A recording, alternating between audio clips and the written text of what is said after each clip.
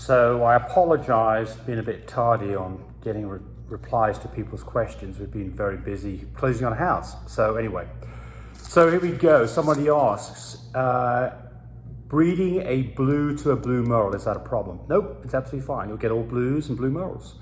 The thing you don't want to do is to breed a merle to a merle. That's the one that will cause you problems. But basically all other breedings with healthy dogs, not going to be an issue. When can you use the home pregnancy test? So we're talking about the relaxing pregnancy test. You do have to draw blood, you have to spin it. You put a few drops of the plasma that you collect into a little cassette. You get the results in 5 minutes. It says that you can do that as early as day 21. I wait till like day 30, something in the order of a month into this to get reliable results. You can buy those, by the way, at mybreedersupply.com. You buy a set of 5, they're not very expensive. A lot less expensive than going to the vet, that's for sure. And the other thing that you can do is an ultrasound, but you can't palpitate. It's too early to tell that dog's pregnant. Some dogs, it might show signs of pregnancy, like nipples getting bigger, maybe showing a little bit of increase in their girth. But most dogs, you have no outward signs really, possibly behavior. An ultrasound, although that'll give you a count on puppies where the relaxant test won't, the ultrasound gets it wrong a lot. The relaxant pregnancy test for me has been very reliable. Someone's asking, where can you get needles and syringes? We sell those at My Breeder Supply. Look for the plasma collection, I can't say that right, plasma collection kit. We can't call it syringes and needles because we get blocked on Google, I guess because of drug use or something crazy like that. But anyway, go to www.mybreedersupply.com. Somebody held back a male to be a stud and he's got skin allergies and they want to know what can they do and is that a problem? Is it hereditary? So the answer is probably is hereditary. I probably would not be using that dog as a stud dog. The other problem you've got here is, how do you take care of this? So, we've got to find out what the allergy is. Is it skin related? Is it, in the environment? Is it food or something else? And sometimes it can be a bit of a chore to find out, but generally would not be advised to use that as a stud dog. Somebody's asking about C-section choices. They've got a couple of choices here. They've got a $600 choice from what they call a chop shop, that they move them in and out very quickly, versus $2,200 for a place that will give them a definitive time they can come in for a C-section. The $600 one, the complaint you have there is they only do so many a day. He said 13 a day. That's a huge number. And so what are my thoughts on this? Well, look, somebody who's doing that many is probably very good at it. I mean, it would not scare me at all. The $600 doesn't scare me because I routinely get C-sections done for those kind of prices from people who do a lot of these. So I don't think the $600 is a warning sign. The problem you've got here is they won't give you a guarantee of when they can do this because they're so busy. I mean, you should be able to make that decision hopefully 24 hours before you need the C-section. So I would be going with the $600 one, but I mean, the other thing is to do due diligence, is to make some phone calls if you can and find out, whether they can give you supply some customers who've had C-sections done and what they think about the whole process. So the $600 one, it's going to be, it is literally like an assembly line. If they're doing 13 a day, that is a huge number. But that would not necessarily scare me. But I would want to get some feedback from people who've been there to believe that they know what they're talking about. I can't believe that somebody who does that many wouldn't know what they're doing. In fact, they should be extremely good at it. So somebody here bred on an 18 progesterone level, and then did 2 naturally, and then did 2 AIs with no pups. And previous to that, they had a singleton on an AI on 17. So they've got a couple of questions. What's the problem? And then the blood didn't lighten up. What's up with that? Well, the blood had to have lightened up because it had to stop. So you haven't given me the full story there. But blood color by itself, although it's a good indicator, it's not definitive. It does change with dogs. So this is the problem with all of this, is it is kind of an art form as to when you AI. I mean, things like progesterone level, even that has to be interpreted correctly because, if you look at the literature for an IDEX machine, they say ovulation is something between a 5 and a 10. You know, although that's a big range, what it's saying is that 5, and I can attest to this because I can tell you that dogs that ovulate on 5, very often they're at a 15 a couple of days later and they're ready for an AI. But some dogs, they stall out or they're not ready. So I think the important thing here is always, when you are looking at progesterone levels, you want to see this sharp increase at ovulation where the numbers go up 70% or so every day, and that tells you that ovulation has occurred, and you're probably breeding then 2 days later. That is, to me, is the thing. But the other things are blood color.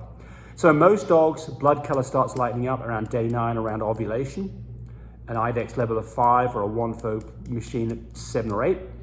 But, you know, it's not, you know, you can't assume that all these things are going to line up. It's really a big picture you want to see. What the picture would be is a dog that has a blood color that has significantly lightened up, a dog that has a progesterone level that has going up rapidly, and a dog that's something around day 9 through day 15 of a heat cycle. All of those things would make sense that this dog is in the right place. So we don't know what went wrong with your breeding. We know the dog is capable of having puppies because she had a singleton.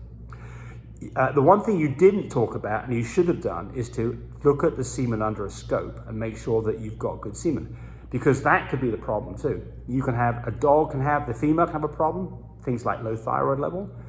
The stud dog can have a problem, low semen count, or semen that's not very motile or mobile.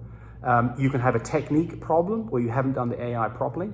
And you can just be unlucky or have a dog that has other problems like thyroid conditions. So there is you've got to do a bit of research on this. Maybe hopefully be better luck next time.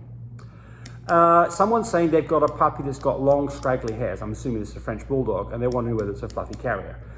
Well, so there's a couple of things here. First is, if you had a dog that was a full fluffy or a fluffy carrier as one of the partners in this mating, then the chances are, yes, you've got a fluffy carrier. And I certainly do see in fluffy carrier dogs a thicker coat than I would see in a non-fluffy dog. But that is not the test. The test is a DNA test. And that is the thing you have to do here, because otherwise you're just guessing, and guessing gets you or the buyer in trouble. So absolutely do a test. It's not expensive. Animal Genetics has a test for this. I think it's $40 just for the fluffy gene test. Get a test, find out what's going on. Someone's saying that their 6-month-old Frenchie never barks. Well, lucky you. I wouldn't complain about that. So, I mean, for instance, if you look at my dogs, my Frenchies typically don't bark unless something's going on they're not familiar with. Somebody comes in the house, then they might bark. If you look at Kit, Kit, I don't think I've ever heard her bark, but she does scream. She screams if she feels like it's time for playtime and she's not getting it, and she sees me, she'll scream a couple of times. I have to tell her, shut up. But yeah, Frenchies, they're not big barkers, and they typically only bark when they're excited about something or when something unusual is going on, and some dogs don't bark at all. So don't worry about this at all. It's absolutely fine. I think it's a good thing. See, somebody's saying here they tested on day 13 with a 138.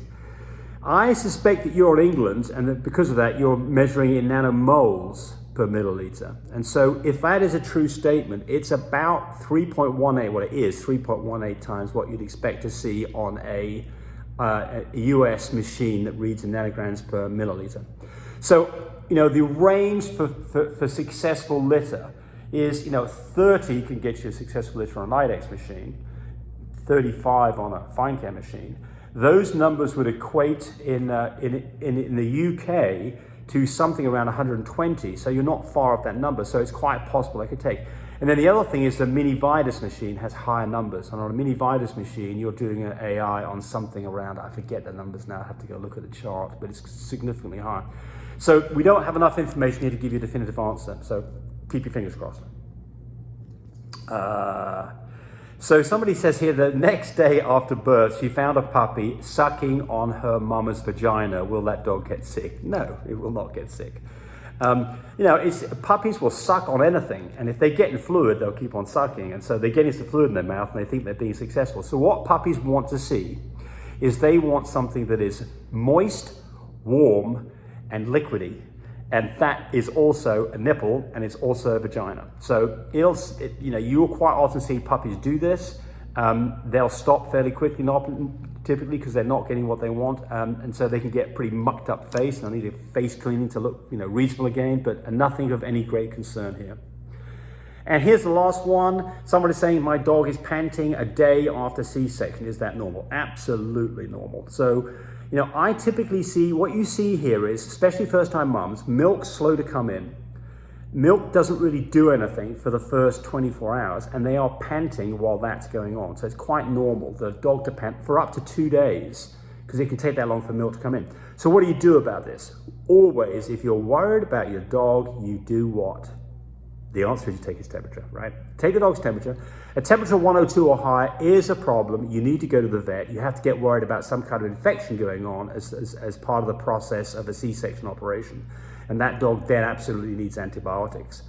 There are other reasons that dogs can be panting. Mastitis, where they're getting lumpy breasts, which is not your situation because your dog's not producing milk. But a dog that's getting a lot of milk with a small litter that's not getting drained can get mastitis, can get lumpy, hard breasts that are very hot and warm. That can really develop into a problem. You've got to get that milk flowing by hand massaging and hand milking that dog to get the nipples going, especially blocked ones. And then the other thing that is not common, but something that comes to my mind would be eclampsia, so low calcium deficiency. And that can really get a dog in trouble. That can get a dog where it's panting, it may be disorientated, it can have a temperature. And what you do in that situation is you give an intravenous calcium. Has to go to the vet to have that done. They'll do a calcium score on the dog by a blood test, and then if necessary give an IV of calcium. There's other things that you can do. You can increase calcium content by putting things like cottage cheese on the dog's food, but that can cause things like diarrhea too, so you've got to be a little careful about that. Anyway, that's it for this one. Thanks for watching. Sorry I've been so late on doing videos. I'll do another one in another couple of days, I promise. Bye. See ya. Encourage me to do more of these videos, but do remember, disclaimer here, I am not a vet.